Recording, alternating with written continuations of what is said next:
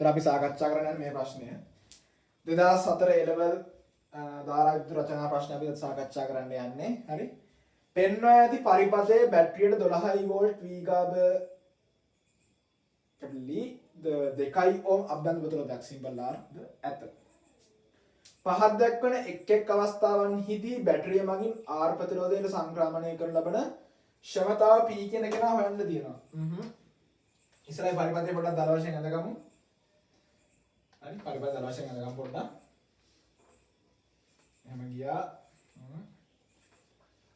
R කෙනෙක් ඉන්නවා capital R right. මෙතන ඉන්නවා 2 ඕම්. මෙතන එහෙම පොඩි සැකස්මක් මොකක් කර පෙන්නලා තියෙනවා බලමු මොකක්ද කියලා. මොකක්ද තියෙන සැකස්ම?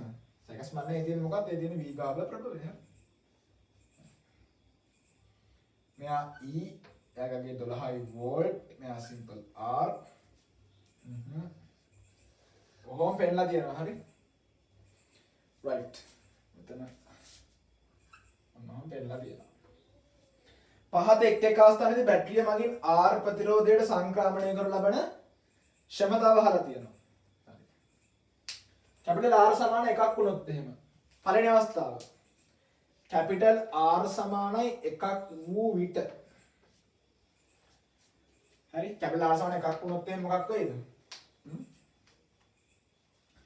එතන මෙයාගේ එකක් වෙනවා. හරි. එතකොට ඔක්කොම අභ්‍යන්තර දැන් මේ සම්පූර්ණ ප්‍රතිරෝධය මොකද්ද? මේක අපිට එක එක විදිහට හදන්න පුළුවන්. හරි. මම නිකන් හදනවා මෙහෙම මම හදනවා ධාරාව ඇසුරින්. මම ධාරාව ඇසුරින් හදන්න යන්නේ කෙලින්ම. හරි. මේ කොහොමද රචනා ප්‍රශ්නයක්. හරි. මේ ක්‍රමයෙන් හදන්නත් පුළුවන්. තව ක්‍රම තියෙනවා. හරි. එතකොට තව ක්‍රම නැතුව නෙමෙයි. තව ටිකක් ක්‍රිටිකල් ක්‍රමයක් තියෙනවා. ඒ ක්‍රම දෙනවා මම මේ ක්‍රමයෙන් හදන්නේ. හරි. එතකොට මේකට මම දානවා V = IR කියන එක දැන් පද්ධතියට මේ සේරටම දැම්මහම මට එනවා මොකද්ද? මෙයා හරහා ගන්න දාලා මම මේ වෙලාවේදී I කියලා හිතන්නම්. එහෙනම් ගන්න දානවා I කියලා හිතන්නම්. එතකොට මුළු V-ගාබ 12යි ගන්න දානවා I මුළු ප්‍රතිරෝධය කොච්චරද? 2 ධන 1 කියද්දි 3යි. හරි. එතකොට I සමානයි කීයද? ඇම්පියර් 4යි. 4යි ඇම්පියර්. හරි. ඇයි ඉතින් මම දැන් මේ ධාරාවක් කිව්වේ? එකපාරට හදිස්සියෙන් හරි. මොකද ක්ෂමතාව නැහන්නේ. ක්ෂමතාව සමානයි මොකද්ද? P සමානයි I වර්ග R කියලා ලියන්න මට පුළුවන්. හරි. P සමානයි VI කියලා ලියන්න මට පුළුවන්. P සමානයි V වර්ග බෙදීම R කියලා ලියන්න මට පුළුවන්. මට හිතුණා මේක ගත්තා නම් හොඳයි කියලා නිකන් හිතුණා. හරි. එතකොට ගලන ධාරාව කීයද? 4 ඇම්පියර්. මෙහා හරහා ගලන ධාරාව 4 ඇම්පියර්. එතකොට 4 වර්ගය ප්‍රතිරෝධය ඉතින් 1යි. එතකොට කීයද දෙන්නේ? P සමානයි 16යි වොට් කියලා එනවා මට. හරි. P සමානයි 16යි වොට් කියලා එනවා. ප්‍රතිරෝධය ඕම් එකක් වුණාම R කියන එක. ඊළඟට R සමානයි 2 වූ විට. R සමානයි ඕම් 2ක් වුණොත් එහෙම මොකක් වේද හදනවා? මේ R කියන එක නම් 2ක් වුණොත් මොකද වෙන්නේ? මම ආයෙත් දානවා V සමානයි IR ගන්න දාලා I කියලා ගත්තේ. දැන් R කියන එක නා 2යි ඕම වෙනවා. R කියන එක නා 2 වුණොත් 2 දාන 2 4යි මුළු V-ගාබ 12යි ගන්න දාලා I කියලා ගත්තේ 4යි. මම දැන් ගන්න එක I1 වගේ පොඩක් කරේ නැත්නම් ඔක්කොම ධාරා සමාන වෙනවා නිකන් කැතයි වගේ. හරි. එතකොට 4ට 12 කැපුණාම කීයද? I1 සමානයි 3යි ඇම්පියර්. නැවතත් මම දානවා P සමානයි I වර්ග R කියලා. එතකොට P කියන එක්කෙනාගේ කීයද? බලන්න අපි දැන් ධාරාගේ 3යි 3 වරක් වතාවක්. මෙතන ඉන්න ප්‍රතිරෝධාගේ 2යි. 3 වරක් කියන්නේ කීයද? 9යි 9 වරක් 2 18යි වොට් කියලා පිළිතුරක් මට ලැබෙනවා. ඊළඟට තුන්වෙනි අවස්ථාවටත් මම එනවා. තුන්වෙනි අවස්ථාව මොකක්ද වෙලා තියෙන්නේ? R සමානයි 3ක් වෙලා. R සමානයි ඕම් 3ක් වෙලා. එතකොට මෙතනගේ දැන් 2 නෙමෙයි දැන් තියෙන මෙතන 3 ගලන දාලා මම I2 කියලා හිතන්නම්. එතකොට V සමානයි IR ආයත් පද්ධතිය දැම්මොත් මෙතන 3යි මෙතන 2යි 5යි මෙතන 12යි. හරි. V 12යි ගලන දාලා I2 මුළු ප්‍රතිරෝධය 3යි 2යි 5යි ඕම් කියලා එනවා. I2 සමානයි 12 බෙදීම් 5. 12 බෙදීම් 5 කියන්නේ කීයද? 2.4යි. හරි. 2.4යි. ඒක ගන්න දාලා 2.4යි ඇම්පියර්. මම මේක 12 බෙදීම් 5 කියලා තියාගන්නවා. හරි. ඊළඟට P සමාන නැවතත් I වර්ග R දානවා. එතකොට මුළු ධාරාව කීයද 12 කියන්නේ. එතන ගන්න 12 බෙදීම 5. එයාගේ වර්ගය කියන්නේ 12 වර්ග බෙදීම 5 වර්ග කියලා මම ලියා ගන්නවා වර්ග කියන්නේ බෙදීම 12 බෙදීම 5 කියන වශයෙන් ධාරාව ලියා ගන්නවා. හරි. එතකොට මත r කීයද 3යිනේ. 12 වර්ග කීයද 144යි. හරි. 140 12 වර්ග කීයද 144යි. 5 වර්ගේ 25යි. මෙතන එනවා 3. හරි. 3 වරක් 4 12යි. 3 වරක් 4 12යි ආපු එතනින් අපි ගයි 13යි. 3 වරක් 1 3යි අතනින් අපි ගයි 4යි. 432 මෙදින් 25ක් කියනවා. හරි. 3 වරක් 4 12යි එකක් ඉතුරු 3 4 12යි අතනින් අපි ගයි 13යි තව එකක් ඉතුරුයි. 3 වරක් 1 3යි අතනින් අපි ගයි 4යි. ඒතර 432 මෙදින් 25. 432 25 මෙදින් කීයක් එයිද? 25 වරක් 1 25යි 43 25ක් ගියාම කීයද 18යි 182කට 25ව තියෙනවා 7ක් 175යි 182කින් 175ක් ගියාම ඉතුරුයි කීයක්ද 182කින් 175ක් ගියාම 7ක් ඉතුරුයි 70ට තියෙනවා කීයද 70ට තියෙනවා 25ව දෙකක් ඉතුරුයි 20ක්. අයි හරි 25ද 50යිනේ. හරි. එතකොට ඉතුරු 20 කියන්නේ 200 දෙනවා කියන්නේ 8ක්. 17.2යි 8ක් වගේ උත්තරයක් එනවා. හරි. මෙතන උත්තරේ මම කියන්නේ 17.2යි 8යි ඕන කියලා උත්තරයක් එනවා. 17.2යි 8යි ඕන කියලා උත්තරයක් ගන්න. හරි. ඔය ටික සඳහන් කරගන්න ඉස්සෙල්ලා එකටම. හරි. ඉස්සෙල්ලා එකටම සඳහන් කරන්න. ඊට පස්සේ අපිට කියලා දෙනවා r සමාන 1යි ඕමුනොත් කියලා. sorry r සමාන 1යි r සමාන 2යි r සමාන 3යි වුණාම කොහොමද මෙතනදී ධාරාවත් එක්ක ප්‍රතිරෝධය විචලනය කියලා අපිට කියලා කියනවා. කියන්නේ අපෙන් අහලා තියෙනවා කොහොමද ක්ෂමතාව වෙනස් වෙන්නේ කියලා. හරි එතකොට අර කට්ටිය වෙනස් වෙද්දී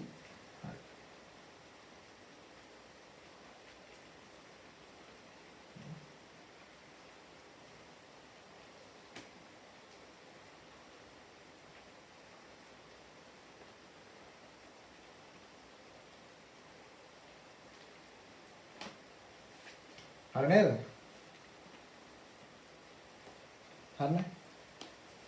ඊළඟ r සමානයි බිඳුවක් වන විට. මම මේ ටික මකනවා දැන් හරි.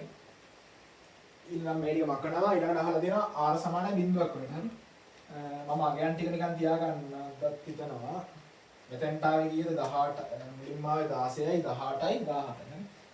මම ඒක තියාගන්නත් ඕනේ. මකන්නත් මේ අගයන් ටික නිකන් තියාගන්න. හරි.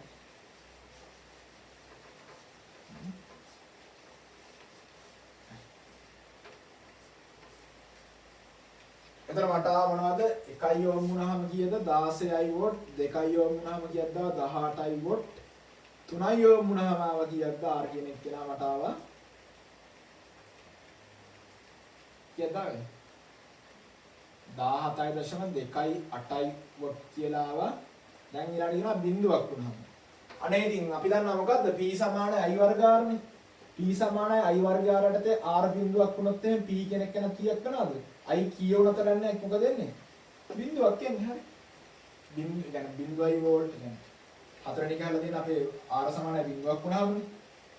එතකොට මොකද p බිඳුව ක්ෂමතාවක් නැත්. ඕනනම් යන ධාරාව පිට නිකන් ආතල්ලකට ගන්න පුළුවන්. යන ධාරාව කීයද? දැන් නිකන් මේක හිස් කම්බියක් වගේ නැතන r කියන කෙනා නිකන් නෑ වගේ. හරි නිකන් හිස් කම්බියක් වගේ. බිඳුවයි නෙමෙයි අහන්නේ. එතකොට 12 සමානයි මොකද v සමානයි r ගන්නොත් එහෙම අප්ඩන් ප්‍රතිරෝධය තියනවා කියන්නේ දෙකක්. ධාරාවතර කීයක් කියනවා i සමානයි 6යි ඇම්පියර් ධාරාවක් ගන්නවා. හරි නිකන් එහෙම ඉන්නේ නැහැ. ඇම්පියර් 6ක ධාරාවක් ගන්නවා. ඊළඟ ගානේ අහලා තියෙනවා ඊළඟ අහලා තියෙනවා මොකද්ද? අනන්තය වුණොත් එහෙම හරි. ඊළඟ අහලා තියෙනවා අනන්තයක් වුණොත් එහෙම. r සමානයි අනන්තය වුණොත් එහෙම මොකද වෙන්නේ? හරි. අනන්තයක් වුණොත් මොකක් වෙයිද? නෑ. බිඳුවක් නෙවෙයි අනන්තයක් වුණොත් මොකක් වෙයිද? හරි. බිඳුවක් නෙවෙයි අනන්තයක් වුණොත් එහෙම මතක තියාගන්න අනන්ත ප්‍රතිරෝධයක් කරහා ධාරාවක් ගලන්නේ නෑ. අනන්ත ප්‍රතිරෝධයක් කරහා ධාරාවක් ගලන්නේ නෑ කියන්නේ p සමානයි i වර්ග r දාලා r අනන්තයක් වුණොත් එහෙම ධාරාව කියලා දෙන්නේ බිඳුවක්. ඒතකොට ඒ එන්නේ කීයද P වලට එන්නේ බිඳුවක්ම තමයි. ඒ කියන්නේ ක්ෂමතා උත්සර්ජනයක් නැත. මෙතනත් බිඳුවයි අනන්තයක් වුණත් බිඳුව. හරි. අපි ඒක දැන් බැලුවා. ඊළඟ මොකක්ද අහලා තියෙන්නේ? එනයින් ප්‍රතිරෝධය කැපිටල් R සමග ක්ෂමතා P වෙනස් වන ආකාරය පෙන්වන දසනහන. එනයින් ප්‍රතිරෝධය කැපිටල් R එක්ක ක්ෂමතා P වෙනස් වන ආකාරය පෙන්වීමට දල සටහන. හරි. එතකොට ප්‍රතිරෝධය මම ගන්නවා මේ අක්ෂයට කැපිටල් R ප්‍රතිරෝධය මම ඕම් කියලා මාක් කරනවා මේ ප්‍රතිරෝධය. ප්‍රතිරෝධය මෙතනින් මම මාක් කරනවා ක්ෂමතාවය එයාගේ එකක වොට් P කියලා අපි ගත්තා. එතකොට මෙතන බිඳුව පොයින්ට් එක මාක් කරා. එතන R බිඳුවේදී ක්ෂමතාවක් තිබ්බ උත්සර්ජනයක් ආරහණ නැහැ. හරි. එතන මට මෙන්න මෙයාගේ සටහනක් එනවා. හරි. ඊට පස්සේ එකපාරට එකේදී 16 දෙකේ 18ක් වෙලා හැබැයි තුනේ 17ක් වෙලා. ආයෙත් අඩු වෙලා. ඒ කියන්නේ වැඩි වෙලා අඩු වෙන සීන් එකක් නේ තියෙන්නේ. වැඩි වෙලා අඩු වෙනවා. හරි. ඊට පස්සේ මොකද වෙන්නේ? ඊට පස්සේ මොකද වෙන්නේ?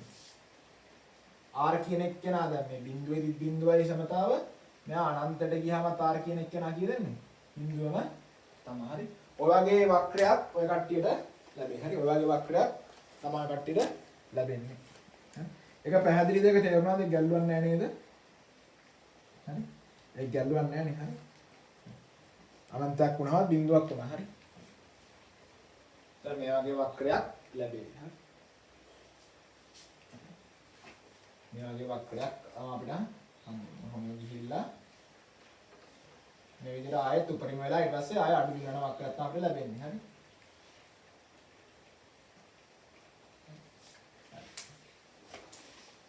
ඊළඟට මෙතන ගාවෙන් නැති වුණාට අඳුන නැහැ. මොකද මේ අනන්තේ ඉතින් මම මෙතන නිකන් සැලකුවේ. කොහොමත් මේක ඉතින් අන්තිමට කියලා නතර වෙන්නේ බින්දුවම තමයි. හරි. ඒ අනන්තයක් වුණාම උපරිමේ අත් බින්දුවේදී බින්දුවයි අනන්තේ බින්දුවම තමයි. හරි. එලා අහලා තියෙනවා මොකද්ද? බැටරියෙන් R ට සංක්‍රමණය වෙන ක්ෂමතාව උපරිම වන විට. බැටරියෙන් කැපිටල් R ට සංක්‍රමණය වෙන ක්ෂමතාව. බැටරියෙන් කැපිටල් R ට සංක්‍රමණය ක්ෂමතාව උපරිම වෙන විට. සිම්පල් R උයි කැපිටල් R සම්බන්ධය ලියා දක්වන්න. මොකක්ද සම්බන්ධය? දැන් මොකද්ද මෙතන පෙවුනේ? උපරිම වෙලා තියෙන්නේ කීයද? 18 දී නේද? ඒ කියන්නේ මොකක්ද මෙතන අදහස් වෙන්නේ? කැපිටල් R කියන කෙනා දෙකයි යොමු වුණාම ක්ෂමතාව උපරිම වුණා. ඊට පස්සේ ක්ෂමතාව වෙන්න අඩු වුණා. මම මේ නිකන් කියන මෙතන බලලා.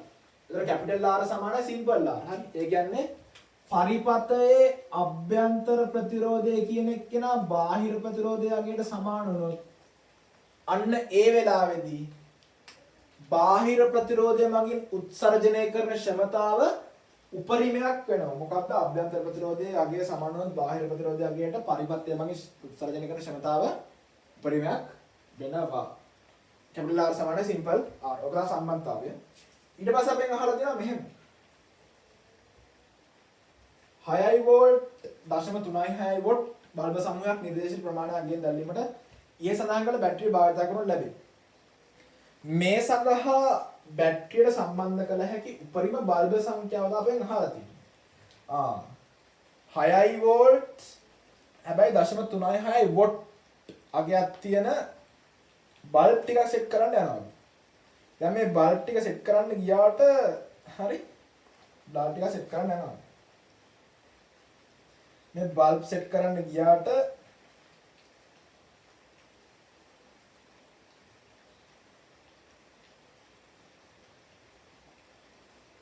අපෙන් අහලා තියෙනවා කීයක් දැන් සෙට් කරන්න පුළුවන්ද කියලා. හරි. මේ සඳහා බැටරියට සම්බන්ධ කළ හැකි උපරිම බල්බ් ගන්න. මුලින්ම අහලා තියෙනවා උපරිම බල්බ් කොච්චරක් සම්බන්ධ කරන්න පුළුවන්ද කියලා. හරි. උපරිම බල්බ් ගන්න. බැටරියට සම්බන්ධ කරන්න පුළුවන් උපරිම බල්බ් ගන්න. එක එක විදිහට හොයන්න පුළුවන්. හරි.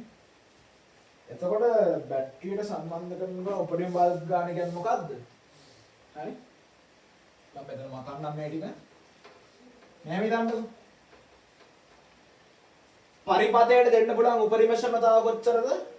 18යි නේ. මොකද අපි දන්නවා R සමාන කැපිටල් R සමාන බාහිර ප්‍රතිරෝධය අභ්‍යන්තර ප්‍රතිරෝධය සමාන නම් තමයි උපරිම ක්ෂමතාවක් දෙන්නේ. එතකොට දෙන්න පුළුවන් උපරිම 18යි වෝල්ට්. හරි. ලබා දිය හැකි උපරිම ක්ෂමතාව කීයද? එයා කීයද? එයා 18යි වොට්. හරි. බාහිරයට දෙන්න පුළුවන් උපරිම 18යි. හරි. මොකද මේ දෙන සමාන වුණාම අර කතාව උනේ. හරි. මේ කතාව වෙන්නේ එතකොට 18යි වොට්. එක්කෙනෙක්ගේ 0.36යි වොට්. එතකොට දෙන්න පුළුවන් ඔක්කොම 18යි වොට්නේ. එතකොට එකක ක්ෂමතාව කොච්චරද? යූස් කරන 0.36යි වොට්. ඉතින් බල්බ් කීයක් දැම්ම එහෙද බලන්න මොකද කරන්නේ? දෙන්න පුළුවන් පරිමේය බෙදෙනවා 1 අගින්. එතකොට කීයක් දෙන්නේ? 18ට 30 ගමන 0.02යි. ඒ කියන්නේ මෙතන ඒවා මොකක්ද? නිකන් 100 බෙදීම දෙකක් වගේ. ඒ කියන්නේ කීයද? බල්බ් 50ක් කියලා උත්තරයක් ලැබෙනවා. හරි. බල්බ 50ක් කියලා උත්තරයක් ලැබෙනවා. හරි. ඊළඟට ඔබ විසින් මේව බල්බ බැටරියට සම්බන්ධ කරන ආකාරය පෙන්වන්න පරිශෝධන කරන්න. කොහොමද දැන් මේ බල්බ් ටික අදාළ බැටරියට සම්බන්ධ කරන්න කියලා නැත්නම් පරිවර්තන සම්බන්ධ කරන්න කියලා අපි අහලා තියෙනවා. හරි. කොහොමද සම්බන්ධ කරන්නේ? අදාළ බල්බ 50 කොහොමද සම්බන්ධ කරන්න කියලා අපි අහලා තියෙනවා. හරි. එතකොට අපි කොහොමද බල්බ 50 සම්බන්ධ කරන්නේ කියලා අහලා තියෙනවා. ශ්‍රේණිගතව සම්බන්ධ කරයිද? ශ්‍රේණිගතව සම්බන්ධ කරොත් 50ක් සෙට් කරයිද? හරි. ශ්‍රේණිගතව සෙට් කරොත් දැන් 50ක් උඩ සෙට් කරන්න බෑ. හරි. අපි ඔක සම්බන්ධ කරන්න ඕනේ බල්බ හැම එකක්ම සමාන්තරගතව. හරි. සාමාන්‍ය ගණන ඕනේ දැන් ගොඩක් කරලා සමාන්තර සෙට් කරන්න. හරි. ශ්‍රේණිගතව සෙට් කරන්නේ නැහැ. හරි. එහෙමනොත් දැන් බැටරි 2 3ක් ගහලා ඉවරයි. හරි මදි වෙනවා. හරි. එකෙක් 6 වෝල්ට් යූස් කරනනේ. එක්කෙනෙක් 6 වෝල්ට් යූස් කරනවා කිව්වම හිතන්නකෝ. හරි. එක්කෙනෙක් 6 වෝල්ට් යූස් කරනවා නම් හැමෝටම තියෙනවනේ එකම දැන් මෙතන 2යි මෙතන 2යිනේ තියෙන්නේ එක්කෙනෙක්ගේ 2යි කියලානේ මම ගත්තේ. හරි. දැන් උපරිමශමතාව 18යි. එතකොට මෙතන R වලගේ 2ක්නේ. සමග එතකොට මෙතන සමගිය 2ක් වෙන්න බෑ. හරි. R වල සමගිය 2ක් වෙන්න බෑ. එතකොට මේ හරහා විභවාන්තරය තියෙනවනේ කීයද? මේ දෙකට දැන් මෙතන දෙකට 6ක් යනවා මෙතන දෙකට 6ක් යනවා. මොකද මේ විභවය බෙදෙන්නේ ප්‍රතිරෝධ අතර අනුපාතවලනේ. 4න් 2ක් මෙතන. එතන 4න් 2 මෙතන. 4න් 2ක් කියන්නේ 2කින් 1යි. 2කින් 1 කියන්නේ 6 වෝල්ට් මෙතන. එතනම් බල්බ් සෙට් කරන්නේ කොහොමද? ඔන්න එක බල්බයක්. ඔන්න තව බල්බයක්. ඔන්න තව බල්බයක්. ඔහොම බල්බ් 50 මදිනවද? නෑ බල්බ් 50 මදින්න ඕනේ නැහැ. හරි බල්බ් දෙක තුනක් ඇඳලා ඊට පස්සේ කඩේට මාක් කරන්න මේක තව යනවා කියලා ඊට පස්සේ පෙන්නන්න මෙතන. මෙයා එක්වෙනි එක්කෙනා මෙයා දෙවෙනි එක්කෙනා මෙයා තුන මෙයා 50 වෙනි බල්බ හැමෝම සමාන්තරගතව සම්බන්ධ කරන්න. බල්බ හැමෝම සමාන්තරගතව සම්බන්ධ කරන්න. හරි. මට වඩා මෙහෙම හිතන්නත් පුළුවන්. හරි. මෙහෙම ගන්නත් පුළුවන්.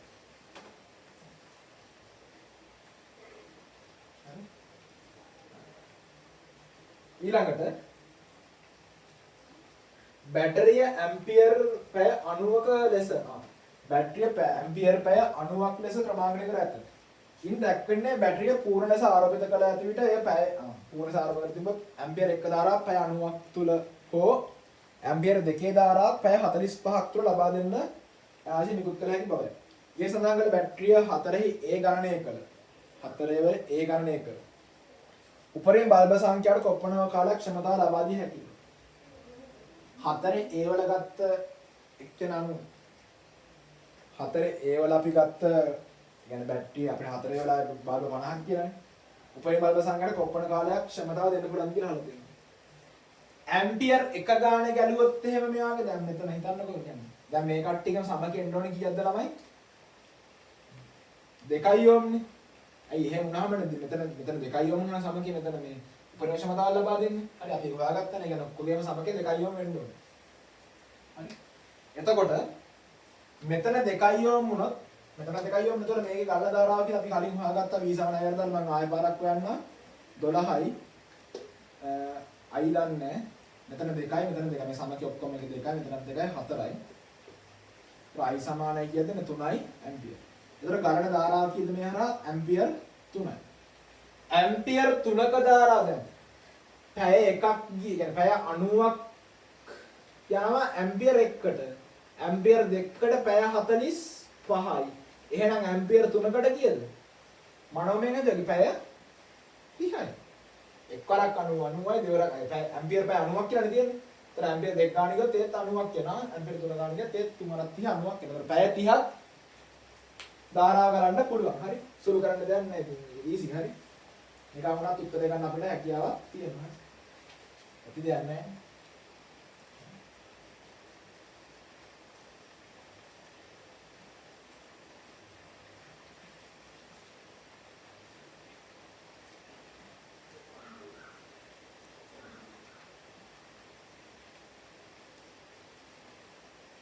ඊළඟට බැටරිය ස්කන්ධය කිලෝග්‍රෑම් 15යි ඊටදා 900යි නම් බල්බ සමූහ මිනිත්තු 30ක් දැල්වූ පසු බැටරිය අධිවේගී උපරිම ක්ෂමතාව වැඩි වීම උෂ්ණ උෂ්ණත්වය වැඩි වීම බැටරි ස්කන්ධය කිලෝ 15යි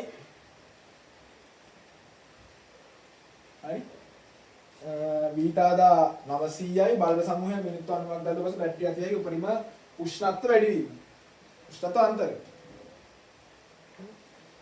එතකොට දැන් මේ විදිහට සෙට් කරලා හරි අපෙන් අහලා දෙන්නේ උපරිම උෂ්ණත්වය වැඩි වීම. උපරිම උෂ්ණත්වය වැඩි වීම නම් උපරිම ක්ෂමතාවක් බලන්න එපේ හරි. ඒ බල් 50ම දාලා තියෙන්නේ. right. එතකොට බැටරිය රත් වීම අපෙන් අහලා තියෙන්නේ. බැටරිය උපරිම උෂ්ණත්වය වැඩි වීමනේ හරි. ඒතර බැටරිය උපරිම උෂ්ණත්වය වැඩි වීම තමයි අහලා තියෙන්නේ. මහ දෙයක් නෑ නේද නැත්නම්. හරි.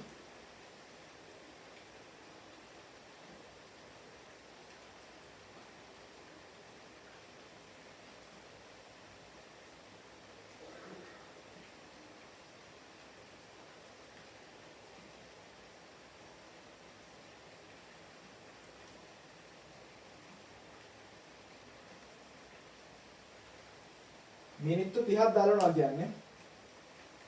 ඔය මිනිත්තු 30ක් දාලනවා කියන්නේ. හරි. එතකොට තප්පරයකට මෙයාගේ ක්ෂමතාව කොච්චරද? T සමානයි I වර්ග R ඇසුර අපිට හොයාගන්න පුළුවන් නේ. හරි. මෙතනදී මම ගන්නවා මෙහෙම බැටරිය මගින් ලබා දෙන ශක්තිය. ශක්තිය කියන්නේ දැන් E සමානයි මොකද්ද? ක්ෂමතාව විදීම ක්ෂමතාවක් කාලය. ඒ කියන්නේ ක්ෂමතාව සමානයි ශක්තිය විදීම කාලය. ක්ෂමතාව සමානයි ශක්තිය විදීම කාලය. ශක්තිය සමානයි E සමානයි P විදීම T. ඒතර Q සමානයි අපි දන්නවා MC ඩෙල්ටා තීටා කියලා එකකිනුත් තියෙනවා. මෙතන ගැලපෙන්නේ යාව. ඒතර මේ Q කියන්නේ තාප ශක්තිය මම එයා ගන්නවා. කියන්නේ තාපය ලබා දෙන ප්‍රතික්‍රියාශීලතාව. එයා සමාන වෙන MC ඩෙල්ටා තීටා. කියලා ගන්නවා. ඒතර කාලය කොච්චරද? දැන් ක්ෂමතාව කොච්චරද? ගන්න ධාරාව 3යි. 3 වර්ගය කියන්නේ 9. 9 වරක් R කීයද? 2යි. ඔව් R කියන එක නම් මෙතන තියෙන්නේ කීයද? බැටරිය කියන කාර්ය කරන 2යි. 2යි නේද තියෙන්නේ?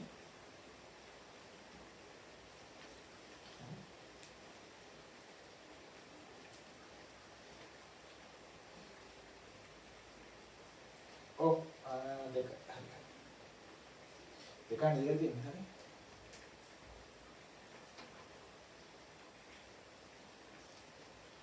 කියලා තියෙන්නේ කයි කියලානේ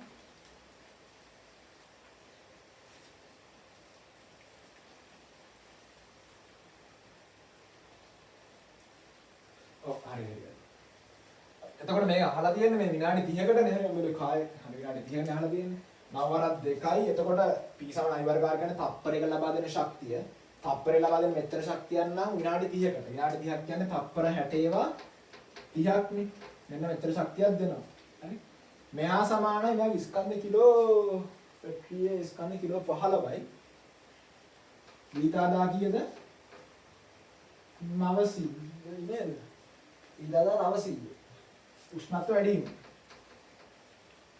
මේ තියෙන්නේ ක්ෂමතාවය තප්පර ලබා දෙන ශක්තිය එයා තමයි 9 වරක් 2 මෙතෙන් අපි ගත්තේ 3යි ධාරා ගන්න 3යි නේද ගන්න ධාරා කියලා 3 වර්ගයේ වතාවක් මෙයා කීයද R කියන එක කියලා 2යි. එතකොට 9ට මෙයා ලැබුණා. ඒ කියන්නේ මම ගත්තේ ලබා දෙන ක්ෂමතාව. ඒ කියන්නේ පිටතට ලබා දෙන ක්ෂමතාව සමානයි උෂ්ණත්වන්තරය වැඩි. එතකොට එහෙම ගන්නත් පුළුවන්. නැත්තම් මෙතන තියෙනවා. මේ කරා ගන්න ධාරාව 3යි. මෙතන I කියන මෙතන R කියන එක 2යි. එහෙම නම් මෙතන නම්බර් ලැබුණා 100යි. මෙයාට මැච් ලැබුණා. එතකොට කියා දෙවරක් 6